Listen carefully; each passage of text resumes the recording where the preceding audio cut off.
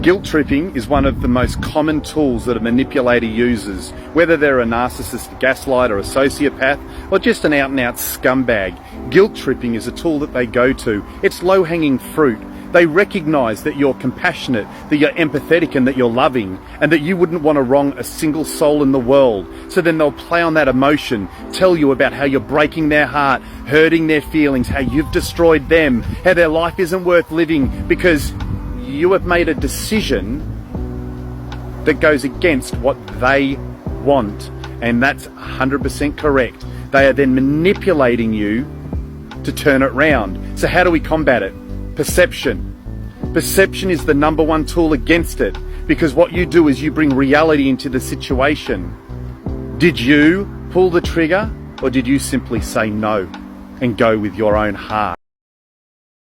Hey friends, Dr. Scott here. Just a little something I want you to keep an eye out for in your life. Sometimes when you're in a conflict with a person and that conflict has an emotional element to it, you will get some certain way into the conflict, and then they will share a piece of information with you that makes you feel as if everything you've said or done up until that point has been an overreaction. So just to give you an example, maybe your partner's just being really snippy and short with you someday, and you're like, what is your problem? And you're kind of giving it back to them a little bit. And after half a day of this back and forth, they say, well, I just found out that my mom has cancer. And instantly you're like, wow, I feel like a complete jerk now, acting this way to this person who's dealing with this huge stressor. But you didn't know that at the time. Now, whether this is an intentional manipulation tactic or just a side effect of their ineffective passive-aggressive communication style, I want you to try not to judge your past self with information that only your present self had. In relationships, it often seems that if you resist being emotionally manipulated by a woman, it's interpreted as disdain, as if you hate her. While this might sound peculiar, it's a common dynamic. When a woman sheds tears to get her way and abruptly transitions to a cheerful demeanor after achieving her goal, like a crocodile, it becomes crucial to see beyond the makeup and theatrics to understand her true intentions. Modern women sometimes resort to guilt tripping, gaslighting, and various manipulative tactics when their desires are not fulfilled promptly. It's essential to recognize that women often seek men for resources, particularly in relationships with alpha males, where procreation plays a significant role. This behavior is largely driven by their inherent desire for association with alphas or involvement in a life that holds societal value for them. The term manipulation may fall short in describing this process, as it implies malicious intent or deliberate deception. However, it serves as a reminder of the inherent deceitfulness women may exhibit in the dissonance between what they portray and what they provide in return. For survival, women tend to be more reliant on men than vice versa. Despite this, women may test the dynamics of a relationship to extract more value from a person while minimizing the value they contribute. This behavior is intrinsic, with no apparent alternative explanations. In my sincere belief, the majority of relationships between women and men involve some degree of manipulation. Weak men in society, those who consistently seek to appease women, exhibit psychological subservience and desire women's favor, often resort to tactics like blackmail and emotional manipulation to get others to comply with their wishes. In contrast, strong, independent, and self-reliant men typically do not engage with their counterparts in these manipulative ways. It requires a considerable amount of time for an individual to evolve into a strong, independent, and self-reliant man, and this transformation is unlikely to occur seamlessly from young adulthood to early adulthood. Such qualities are not innate. Rather, they develop through experiences, practice, and persistent effort. The societal structure, cultural influences, and media shape people, influencing their perspectives and determining their positions in society. This firm attachment to particular viewpoints is a notable aspect of human behavior. This is crucial because, in terms of a man's health, well-being, and strength, any disruption in one aspect can potentially disrupt the entire system.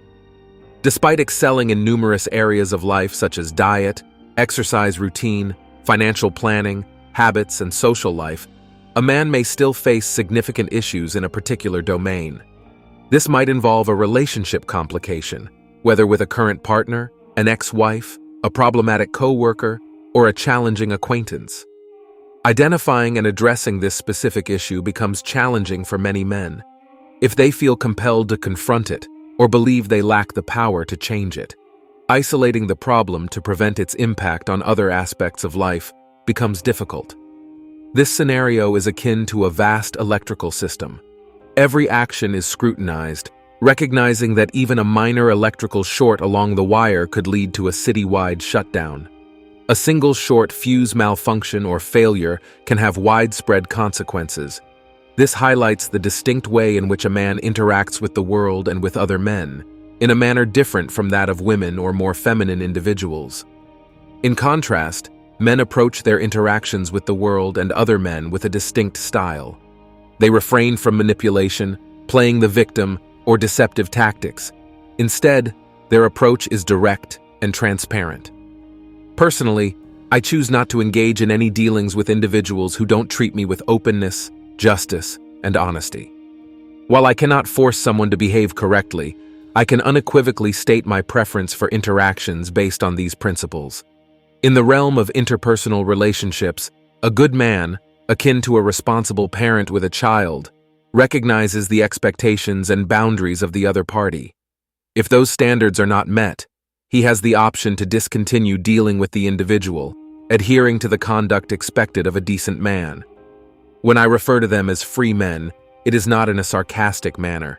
Their cooperation is contingent on an honest exchange of value. In a genuinely free market, they engage in transactions based on mutual benefit. For instance, if one possesses a pencil or pen and the other a dollar, they agree to trade because each value what the other has.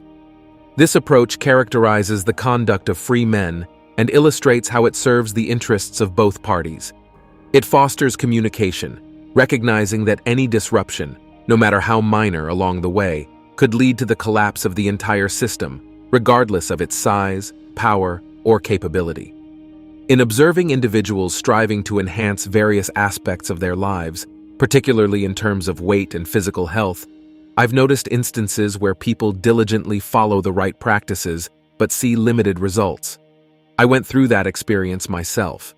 So, how can it be that someone who isn't overeating, exercising, and managing stress still struggles to get in shape or lose weight?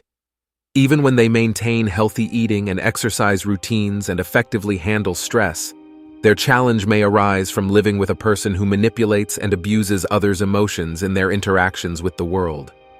As individuals who value honor, integrity, and harmonious dealings in a free market, they may eventually experience feelings of depression and illness.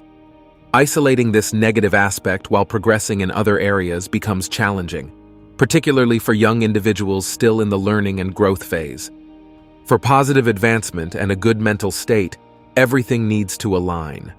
The father or male role model plays a crucial role, teaching a different approach to dealing with the world, one that avoids emotional abuse.